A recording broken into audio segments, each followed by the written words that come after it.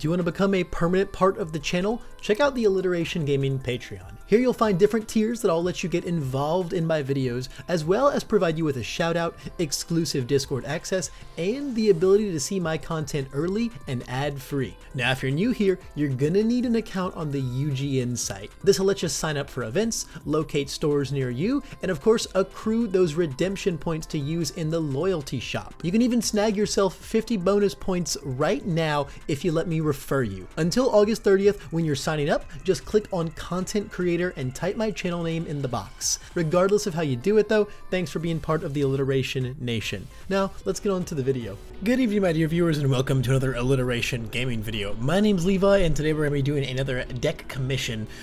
This one's going to be a pretty interesting and a very comedic one. One of my patrons, Moo Hate You, tasked me with a very unique request. They had pointed out to me that on the Air and Good symbol, Air had 6 3 difficulty attacks, and Good also had 6 if you counted calorie counter.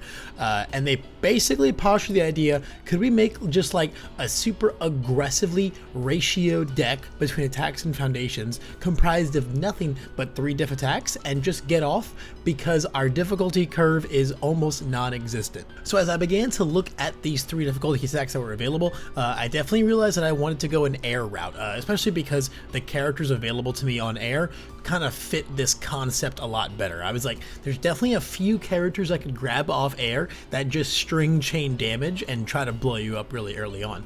And the one I eventually settled on for this deck was Neijire. So Neijire just gets put 2 damage on everything and also sustain herself by kind of having like 6-hander life as you're playing so many foundations.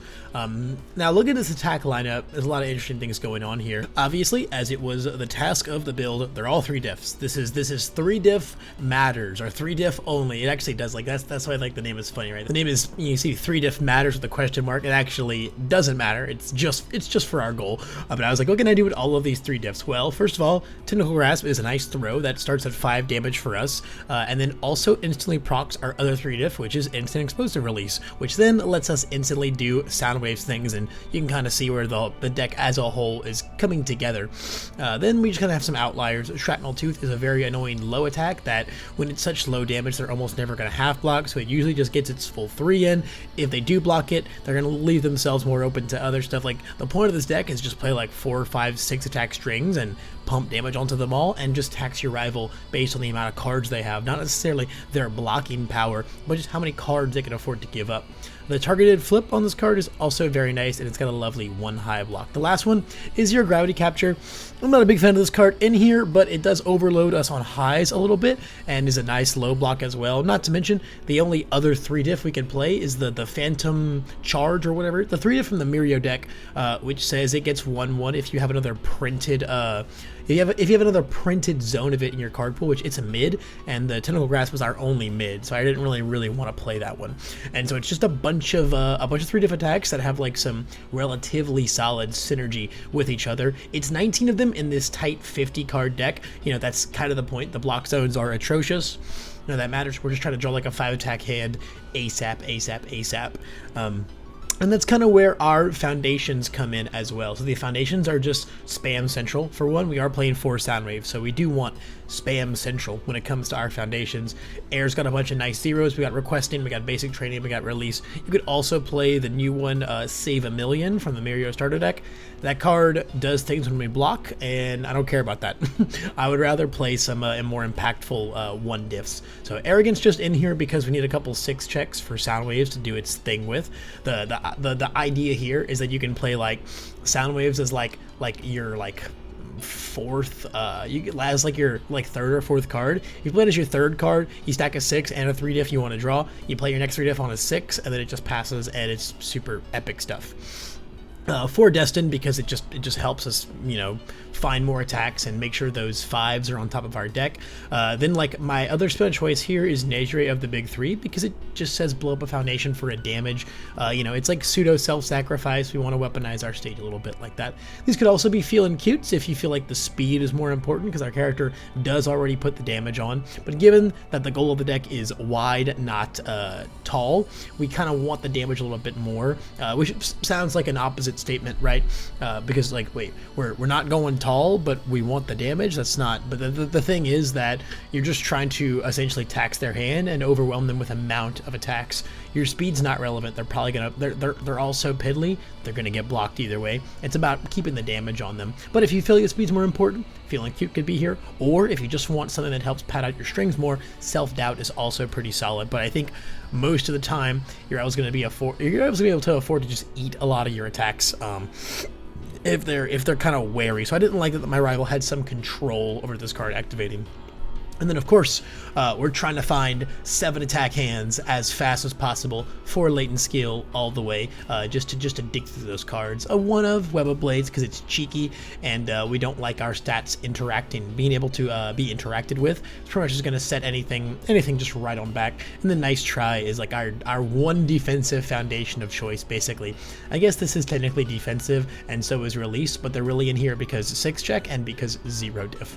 Basic Training and Requesting are all here for the aggression, though. But Nice Try is just cool because we can commit it aggressively. We can be a total goblin, and then we just get to ready it and then effectively access 3 foundations as long as we're aggressively committing it, which when you look at this deck, we got 19 attacks and 50 cards. Our character puts 2 damage on everything. We will be. And then I was just like, well, it would be a cool 50th card. A little teamwork, because our attacks are all from different character sets. So we, I think, always get this unless we go Capture into Tentacle Grass. Then we don't get it. I also think it's cool that we can put 5 damage on throws, 7 damage on throws. Tentacle Grasp can like kind of be a little bit of an alternate win con here, and serve as a nice defensive piece as well. As far as the other non-spams, I think Humble Hero would be really cool because this is like a super Soundwaves deck, but I don't really like it over any of the spams I'm playing. Maybe it'd be like a cool one of. Same for Disturbing Visage. This card does just say check the top 4 for Soundwaves, or actually just for anything besides Zero Gravity Capture, which I think is pretty gnarly. However, it kind of counteracts itself there because then we're playing a 3 diff in our deck with 2 check, so not super into it. And then the last thing that I think is really flexible in this deck is the character. So like I chose Neijire just because I really like this character. I think she's super fun to play, and that guaranteed damage is what's really going to make like the taxing aspects of all of these cards super frustrating. But it's also very possible that this should just be a Jiro deck. The only thing I don't like about Neijire is she doesn't get to make our sound waves any scarier. Our sound waves are very 3 damage in this character, and of course Jiro fixes that, and then also gives this speed because this is a weapon, which I think is kind of funny. I really just wanted to play this on a 7 hand size character though, just because we're trying to see so many attacks that I figured Neijire would be a little more fun, but could very well just be a Jiro deck. At that point though, why are you playing Jiro for memes, right? Just go play like the actual good Jiro deck. I have Kamui in here as well as kind of a middle ground between getting the 7 hand size, but also getting to put damage on the sound waves, because you know Kamui's damage lingers, right? You don't have to have an enhanced step during the sound waves for it to come in with that bonus damage. I think Kamui would be very good at this.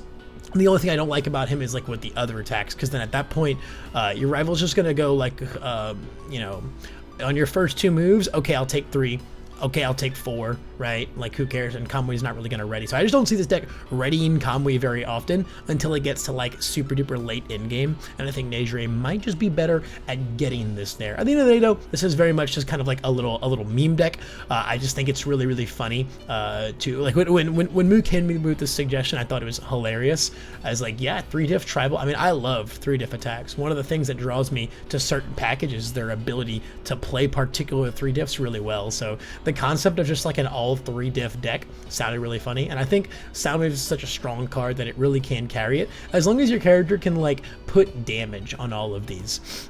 And then just kind of enable you to play like, you know, as a 7-hander, and then we have sound waves, which are always, you know, representing 2 attacks, even more. If we have more sound waves in the discard pile, we just get to we just sound waves string, right? And while Neijire is not putting the damage on those, again, if you really wanted to focus on that aspect, Jiro or Kamui could potentially be better at that. But overall, this was kind of just a neat little thought experiment to play a very like turbo, just like a very, very turbo aggression, but in the most like minimalistic way possible, and just use like Air's really, really, really powerful spam lineups, things like Neijire Chin at the big 3 and basic training for just tons of incidental little +1s, +1s, +1s, +1s that just like stack up to an almost annoying degree.